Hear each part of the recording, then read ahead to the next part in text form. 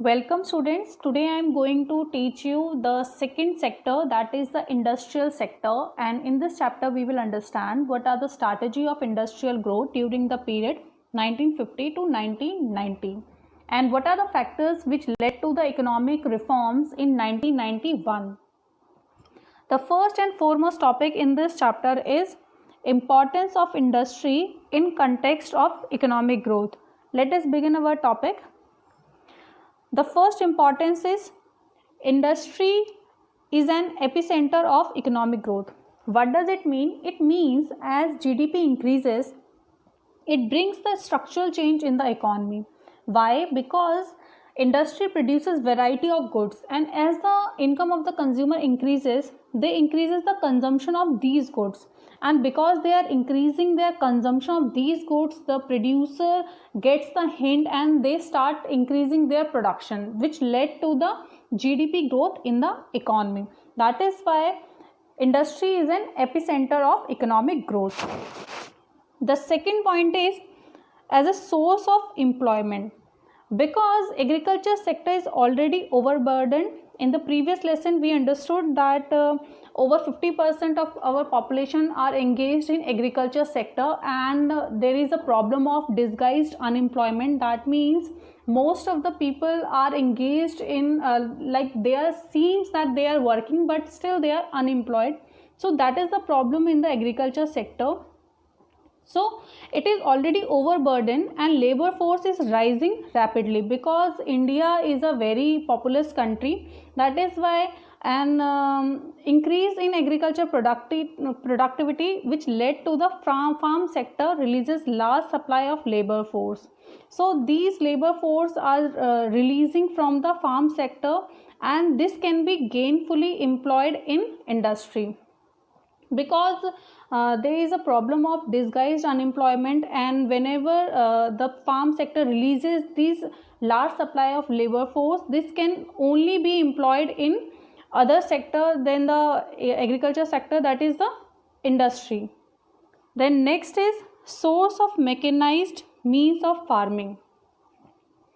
Because it helps in mechanization of farming, that is the use of machines such as tractor, thresher and harvester, only possible because of growth and development of industry. If there is no growth and development of industry, these kind of machines cannot be produced, and these kind of machine then further cannot be used in the farming sector, and which led to the less production in the agriculture sector. So it helps in exponential rise in the farm productivity.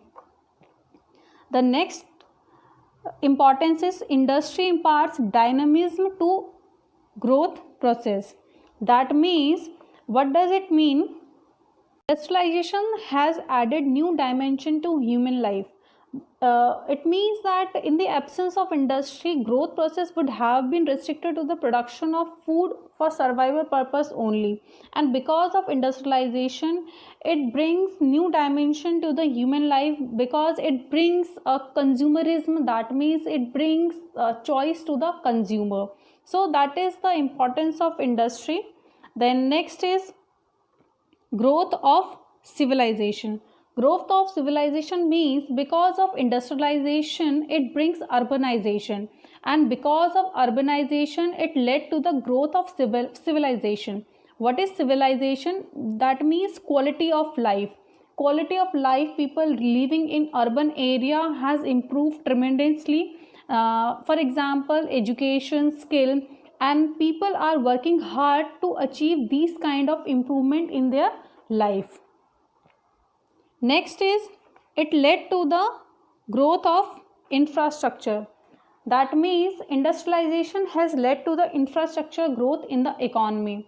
Industries set up in different parts of the country, so infrastructure facilities such as banking and insurance, means of transport and communication, power, which were used by the industry, also developed in these areas. Because I have already told you, because industrialization brings urbanization. That means in the area wherever the industry set up, the all kind of facilities such as roads and banking, insurance, means of transport, All these communication facilities, all these facilities are also developed. So it brings infrastructure growth in the economy. So industry and infrastructure growth both are interlinked to each other.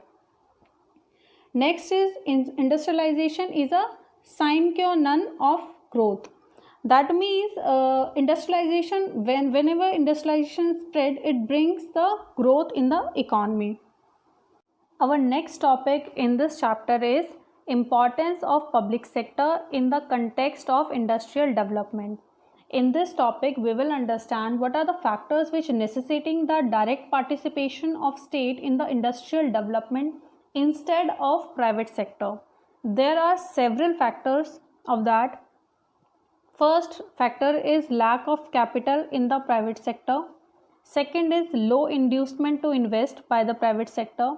Third is growth with social justice. Let us understand the first, that is the lack of capital in the private sector. See, what happened was, during the time of independence, there were only two established industrial houses.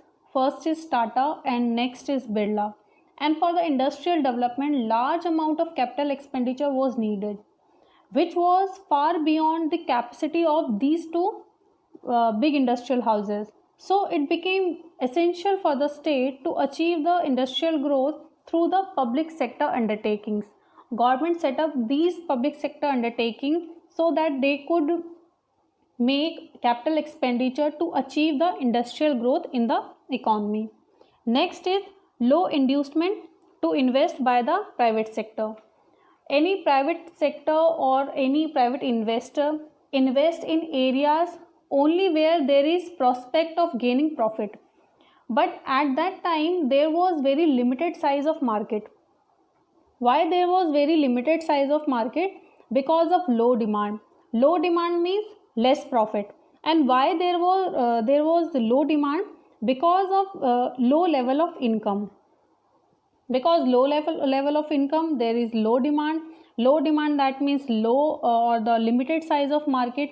Limited size of market, that means less profit for the private investor, and less profit for the private investor led to the low inducement to invest by the private investors. So to break this vicious circle, the big push of investment was needed, and which could only be done by the state. So this is the second factor. Third is growth with social justice. So to achieve the objective of social welfare, direct participation of state was needed, because government wanted to discourage the concentration of wealth, and for discouraging the concentration of wealth, the public investment was considered as the best means to achieve it. That is why these are the factors which led to the direct participation of state. To achieve the industrial growth in the economy, government came up with the policy called Industrial Policy Resolution 1956. There are some of the principal elements or some of the feature of this policy. First and foremost important feature of this policy is threefold classification of industries. That means all the industries in the economy are divided into three categories. First category is those which could be established and developed exclusively as public sector enterprises. Second category, those industries which could be established both as private and public sector enterprises. And third category is industries other than the first and second category, and these industries are left to the private sector. So this is the very important feature of this policy resolution. Second feature of this policy resolution is industrial licensing. What is industrial licensing? Industrial licensing means the industries in the private sector could be established only through a license from the government. Why these industries needed a license from the government? There were two reasons behind that. First and foremost reason is to promote the regional equality, and the second important reason behind that is to encourage the public enterprises so that they could set up their industry in the backward region of the country. Government wanted to promote the development in the backward region. That is why government provide liberal licenses in the backward area than the developed area. So whenever these industries or whenever these private enterprises get a liberal license in the backward area, they encourage to set up their industry in the backward region, so it could promote the regional equality in the economy. Also, industrial licensing means license also required for expanding the production capacity of the existing firms. This is government is doing because to regulate the allocation of resources to different uses, because as we all know, in the economy there is a scarcity of resources, and that is why government want to regulate the allocation of these resources. And the third feature of this policy is industrial concessions. What is industrial concessions? That means many industrial concessions were given to the private enterprises for establishing industries in the backward region. That means tax holidays, for example, and subsidized power supplies. That means now whenever these private enterprises set up their industries in the backward region, they get some concessions from the government side. Tax holiday, that means they don't have to pay tax on this industries. And subsidized power supply, that means they now have to pay less money or the less charges for the electricity connection, like that. So these are the features of industrial policy resolution. The next topic is salient features of strategy of industrial growth during the period 1950 to 1990. The first feature is central role in the process of industrial development played by public enterprises. In the year 1956, government came up with the policy called Industrial Policy Resolution, in which they gave the central role or the main role to the public sector enterprises than the private sector enterprises for the achieving the objective of industrial development. Next is more focus on import substitution. What is import substitution? Import substitution is India is producing domestically rather than importing from another country. There were two reasons behind that. First is to achieve the self-reliance. That means India will not depend on another country for its requirements.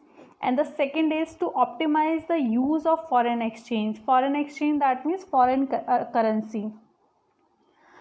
Then third feature is protection of domestic industries. Protection of domestic industries from foreign country competition through the heavy duty on imports and fixation of import quotas. Heavy duties, that means heavy tax were imposed by the government on imports, so that imports become very expensive. And the fixation of import quota, that means limit on import, that means this much quantity could be imported from outside. So this is how government protecting the domestic industry so that the domestic production could be enhanced in the economy. Next is development of large scale industries so that the industrial base in the economy could be enhanced. And next is development of small scale industries for the objective of achieving full employment and equity in the economy.